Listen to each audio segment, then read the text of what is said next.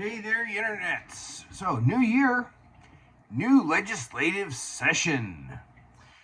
So, I'm still going through the list of leftovers from last year to see what's going on because things that are most likely to pass with only a 60-day session here in Washington is the stuff that's already mostly done. So, if something made it through the House, made it through most of the way through the Senate, they can easily bring it back and finish it up. Now, depending on what state you're in, because I know I don't just have Washington State residents watching my videos, your legislature may vary. So you may have more of a full-time legislature like California does. You may have a part-time one. They may have a 90-day session or half a year, whatever it is. In Washington, they get 60 days, and it starts Monday. So it's going to go fast. Bang, bang, bang, bang, because these guys want to get back out on the campaign trail to try and keep their jobs, which they're up to other kind of shenanigans to try and gerrymander when they say they don't gerrymander here in Washington, but that's beside the point. So with that, you get some new bills that are pre-filed, some they may push for. I saw something about maybe there was enough pushback already on this one, but I think it's a good statement of intent by the Democrats. They're coming for your lawnmower because they're coming for everything that's good in life. So California a few years ago passed a law that said you can't have any more lawnmowers, gas-powered lawnmower, hedge trimmer, blower, pole saw, chainsaw, on and on and on, including generators. Well, that doesn't look like they quite cut and pasted this one, which it seems like that's all the Democrats in Washington do is take California and cut and paste it. But they came damn close. So I have to get past Section 1 of the Act because that's just their legislative finding, which is whatever they're trying, it's a political statement they want to make. You get into Section 2, and you get down to Section 2, subsection 4A.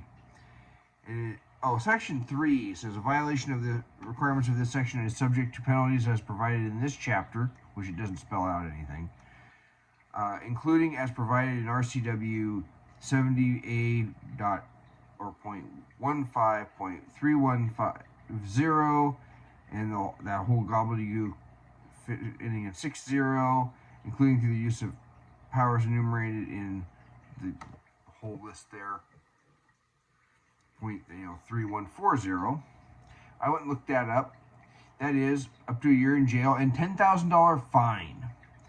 And it looks to me like it's not for using your old stuff, but for bringing new stuff into the state, that sort of thing. I think I might be misreading it, but after 2026, no new gas-powered equipment.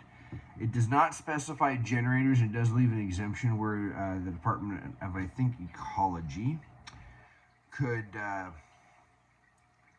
It says the department must adopt rules to prohibit gas engine exhaust and evaporative emissions from new outdoor power equipment. The rules must apply to equipment produced on or after January 1st, 2026, or as soon as the department determines it's feasible, whichever is later. And then it doesn't talk about older stuff, but you know where they're going. They're going to want to make you give up your old lawnmower too. So what this is really going to do is cause a bunch of people to run out and buy brand new stuff. Their definition of outdoor power equipment outdoor power equipment means equipment designed or marketed for use in an outdoor setting in the management of vegetation, landscape, outdoor spaces, or build spaces that is powered by an engine that produces gross horsepower of less than 25 or is designed to produce less than 25 horsepower. Outdoor power equipment includes vegetation cutting equipment, leaf blowers, leaf shredders, leaf vacuums, soil tillers, so your rototiller, soil cultivators, augers, mulchers, edgers, wood chippers, stump grinders, pressure washers, snow blowers, tampers, and compactors. And then part B of this, it says vegetation cutting equipment includes lawnmowers, riding lawnmowers, hedge trimmers, string trimmers, brush cutters, chainsaws, pole trimmers, pole saws, and log splitters. And then there's a provision in there allowing them to put exemptions if there's not a good commercial zero emissions replacement. It defines zero emissions as basically things that don't produce anything more than water vapor. So you could have a fuel cell, though that seems prohibitive, or electricity. And if we know, of course, we know they want to get rid of the dams, which makes it a lot harder for an electrical grid that's already not going to be taxed to then have to charge for more electrical crap. It does not specify generators, but it's not hard to see where they could include that, especially for a construction site, the way it reads. Because it says includes, it does not say excludes, so they don't even have an exclusion for that. With it not saying generators, I would have actually taken time off to go to the legislature when this came into hearing and saying, because the California one lists it off and says generators, just finish with it, lawnmowers, chainsaws, mulchers, blah, blah, blah, blah, blah, and generators. Because it's all we all know in Washington, if you can justify getting a generator out because you got a power outage, you're probably not going to have the sun shining for solar, or nobody's got home wind setups. So it's probably going to be bad weather, and you can't rely on solar for that. Some of these solar generators. Those solar generators are not going to keep enough stuff in your house going to keep you warm and your refrigerator going for a long time. So that's what they're going after. Now, if this comes up for hearing, because this is the kind of stuff they're going to have probably a lot of virtue signaling stuff that they're trying to push through in an election year. If this comes up, one, it's not practical and it's economically bad. It's forcing a technology that's obviously not ready to compete fully with gas-powered stuff. That should be a reason enough to reject this bill. But we're talking about Democrats, so I would suggest you point out how it hurts the poors. Electrical stuff is typically more expensive. It doesn't last. It's not going to work as well. And yeah, for my little yard, I'm getting away with a manually pushed lawnmower that doesn't even have a motor on it. A little rotary thing I was given by a friend when mine got flooded after. I think it was after my house got flooded. I started using this one because my lawnmower got flooded and I haven't replaced it. But you can see where this goes. A very small yard, yeah, that works great in a place like Seattle. Maybe it don't work in other places, especially where you might need a riding lawnmower. So what then? Now, I don't recall the horsepower of a riding lawnmower, but if I just Google search biggest Troy-Bilt lawnmower,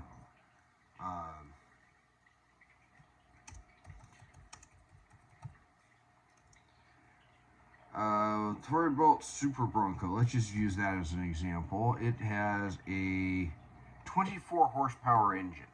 That's the big one. That's the Super Bronco. That's from Troy-Bilt. From Aaron's, they've got a much more expensive one of those zero turns. No, I don't want to join. No, I don't want to. Okay, now you guys are annoying me. Okay, I don't need to look at your thing. Don't go to the Aaron's site. It sucks. Do we have a Bronco here someplace? Here's a 42-incher Bronco. Smaller Troy-Bilt has a, how big motor? 19 horsepower. So one solution might be that you see people get lawnmowers with bigger motors. Back in the 70s, you want to know why there what used to be an F-100 and now there's an F-150? The F-150 was a heavier duty version of the F-100, so that they could get around the emissions controls for a couple more years. And then it became so popular they just discontinued the F-100. So you could see that. That could be one of their people's solutions, and some manufacturer solutions, which is wasteful. Is going to produce even more emissions. or people are going to buy old ones, and they're just going to keep repairing them and repairing them and repairing them. But if you're poor, you can't afford to buy a new stuff all the time. If something breaks, something gets stolen, you have to buy the used stuff. That used supply is going to be reduced. So how is it hurting the poors? That's how. You tell them, you're hurting the poors. Because I have to be able to buy the garage sale lawnmower when someone decides to get rid of their old one. I need to be able to maintain the old stuff I have. I can't be pushed into electrical. That would be my suggestion. Especially if you're not high on the income level.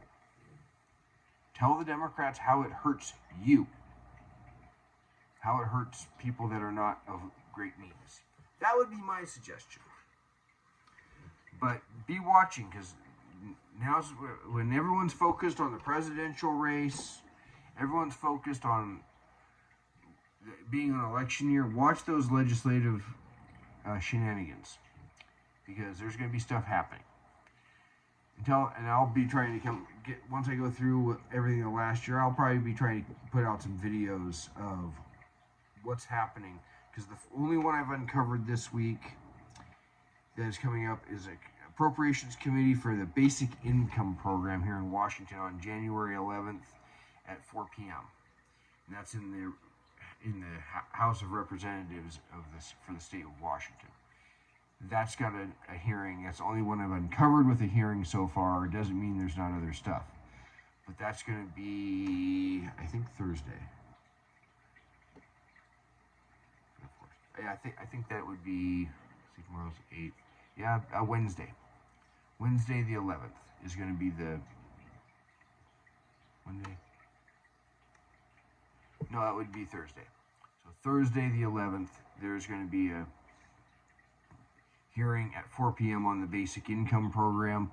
And it's basically an attempt to create a universal basic income, which we know doesn't work. I would suggest you start saying something to that committee, because somebody has to pay for it, and you don't want to. Until then, you all take care.